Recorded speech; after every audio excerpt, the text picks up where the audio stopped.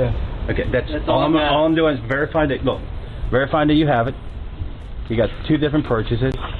If he gets collared after this point, though, he's on notice as knowing that he's not supposed to have it. So okay. So we are aware that you may have purchased some of these FRTs. Okay. Number 1, home visit encounter.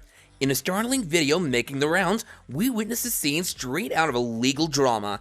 ATF agents and a Delaware state trooper show up at a Delaware man's doorstep, armed not just with sidearms, but also with questionable tactics. Here's the lowdown. Picture this. 2 ATF agents sporting a fashion sense that could be described as tactical casual, along with a trooper, descend upon a seemingly ordinary neighborhood. That's all that is. You did nothing wrong. Did absolutely zero. I noticed that you were stopped in Philly, though. Yeah. Okay, that's all I'm doing is verifying that you have it. You got 2 different purchases. You have them with you by any chance? Are they? If you can unload them and bring them out, or you can go out to your. Their mission? To investigate potential straw purchases of firearms. No, this isn't the opening scene of a crime thriller. It's real-life drama caught on camera. The agents, lacking a warrant, brazenly asked the homeowner to volunteer information about his firearm purchases. With a list of 7 guns allegedly bought by the homeowner, they claimed to be combating a surge in gun violence and cite the purchase of multiple guns as a red flag for scrutiny. Here's where it gets dicey. Despite admitting the homeowner had done nothing wrong, they press him to produce the firearms. It's a curious dance of authority and intrusion, leaving viewers scratching their heads and questioning their own rights. But wait, there's more. The ATF agent nonchalantly flips through paperwork, revealing a glimpse into a shadowy world of data collection. How did they know about the guns? Where did they get the homeowner's address? It's a privacy invasion that would make even the most seasoned legal eagle squirm. As the encounter unfolds, it's clear there are no winners here. Instead, we're left with a lingering sense of unease and a slew of unanswered questions. Is this a case of overzealous enforcement or a genuine attempt to curb illegal activity? One of the things indicators that we get is somebody makes like a large gun purchase, and then a lot of times we've been there like. So the idea is when you purchase more than 2 guns at a time, it generates a multiple sale report. And it comes to us and we have to check them out. And what about our rights? In the end, it's a cautionary tale that reminds us of the delicate balance between security and privacy. And as the dust settles, one thing remains certain. In the game of rights versus regulation, it's a showdown where everyone's a player. Number 2, FRT door-to-door. In a recent alarming development, armed agents from the Bureau of Alcohol, Tobacco, Firearms, and Explosives, the ATF, are making waves by going door-to-door targeting individuals suspected of owning forced reset triggers or FRTs for firearms. If he gets collared after this point, though, he's on notice as knowing that he's not supposed to have it. So okay. All right, cool. So my name's Mike. I'm with ATF. But you don't need to see my lottery tickets. These visits, reminiscent of scenes from a suspenseful thriller, are sparking concern among gun owners across the nation. The incident unfolded when ATF agents, without the iconic attire that typically distinguishes them, approached a resident named Chris. The encounter, captured on camera, showcased the agents' unassuming approach as they inquired about Chris and his alleged possession of FRTs. The catalyst for this visit? Chris's association with a dubious gun broker account known as Rifle Remedy 2000, a platform notorious for its questionable firearm-related transactions. But what exactly are FRTs, and why are they causing such a stir? FRTs are ingenious devices designed to modify firearm triggers, enhancing their performance. Despite their availability for purchase, the ATF has reclassified them as mash guns, amplifying the stakes for those who possess them. The penalties are severe: a hefty $10,000 fine and a potential decade behind bars, a fate as chilling as it's costly. Yet, in the face of these formidable consequences, individuals have rights. The right to remain silent when confronted by law enforcement, the right to demand a warrant before permitting searches, and the right to scrutinize any paperwork presented, all are critical defenses in navigating these perilous waters. Hey, there you go. Hey, sir, how you doing? I'm looking for Chris. All right, he's on a list of some devices that he purchased for firearms. This event serves as a pointed reminder of the delicate dance between individual rights and government authority. As the debate over firearms regulation continues to simmer, the actions of the ATF cast a spotlight on the complexities and controversies surrounding gun ownership in America.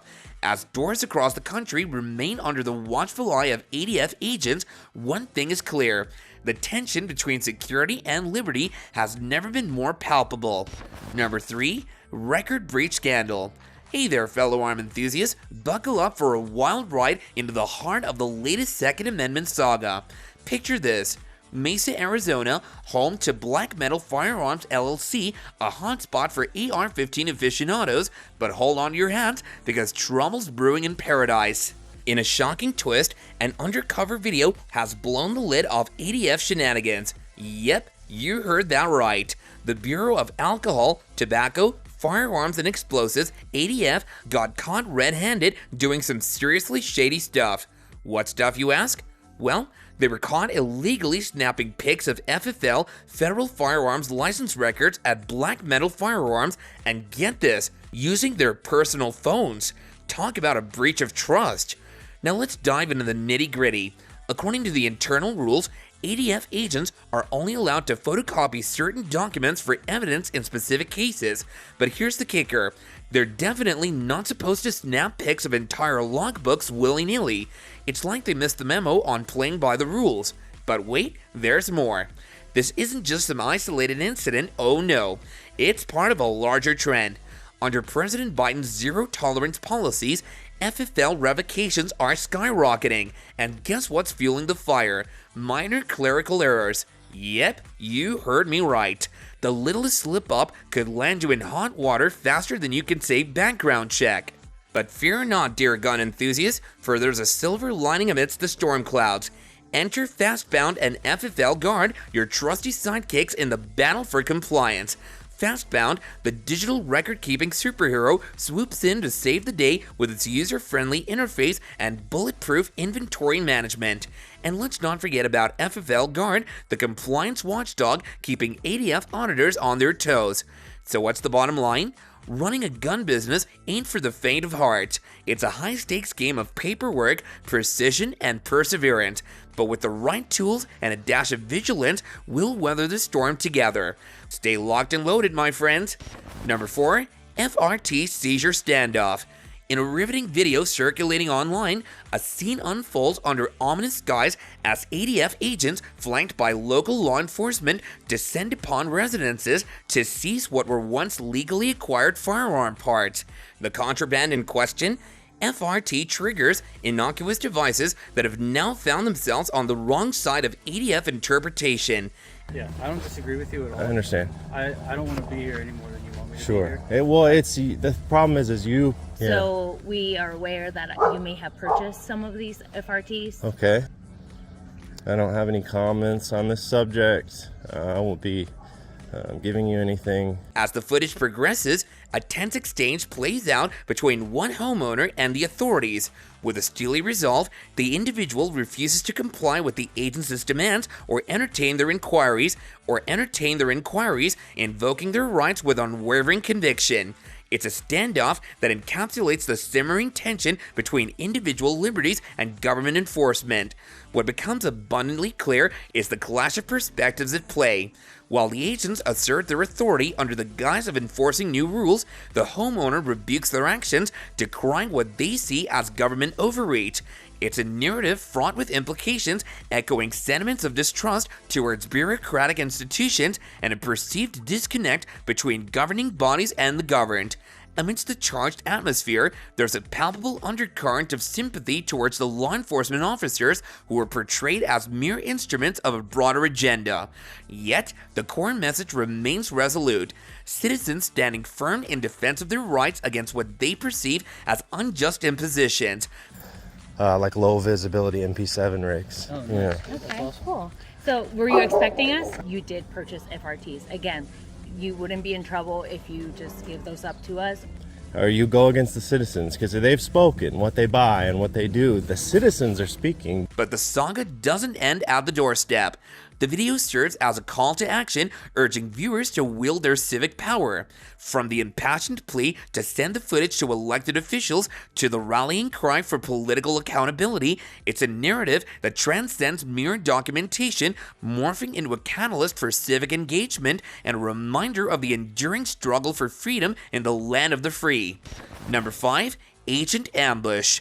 In a dramatic showdown in Gary, Indiana, an ATF agent found themselves in the crosshairs of danger during an undercover operation targeting illegal gun trafficking. The operation, aimed at disrupting the illegal flow of firearms, quickly escalated into chaos when gunfire erupted, catching the agents by surprise. Amidst the flurry of bullets, one brave agent was struck in the chest, critically wounded in what authorities have described as an ambush. The agent's identity remains undisclosed, yet their valor in the face of danger echoes loudly through the streets of Gary. The shootout unfolded in a neighborhood on 6th Avenue and Kentucky, transforming the quiet streets into a battleground of law enforcement concern. Residents were shaken from their slumber by the sound of gunfire as the ATF agents faced off against unknown assailants with guns blazing. Raymond Truitt II, one of the suspects, met his demise in the exchange of fire, adding a somber note to the already tense situation. Meanwhile, the injured agent, fighting for their life, was rushed to a nearby hospital where they remain in critical but stable condition. Assistant Special Agent in Charge Jeremy Ross emphasized the gravity of the situation, highlighting the risks law enforcement officers face daily in their efforts to combat illegal activities. The ATF's mission to disrupt the supply of illegal firearms underscores the importance of such operations even in the face of peril. As the investigation unfolds, the community remains on edge, awaiting answers and justice for those involved. The outpouring of support from fellow law enforcement officers, hospital staff, and the public serves as a beacon of solidarity in these tumultuous times. The streets of Gary may have fallen silent once more, but the echoes of gunfire and the bravery of those who stand against it will resonate for days to come. That's going to do it for this video, guys. See you next time, and bye for now.